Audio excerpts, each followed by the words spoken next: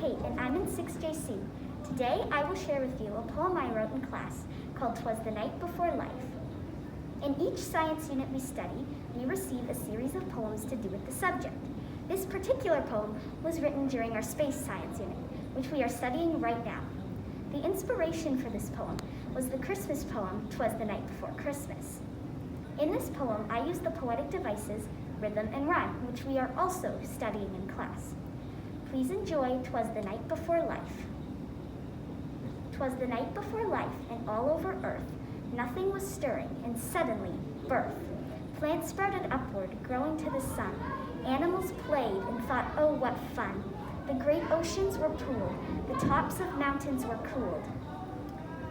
Billions of years later, humans arrived. Each great milestone was slowly archived. We built houses and roads, the very first car, computers and cell phones, and traveled so far. Our planet had no name. We thought, what should it be? We decided with Earth. It felt wild and free. I'm Cordelia in 6JC. Today I will be performing a poem called Come. The inspiration from this piece came from a science unit we did about biodiversity and forests. I thought of all the wonders of nature we have not yet found. The poetic device I use in my poem is rhythm. Please enjoy Come.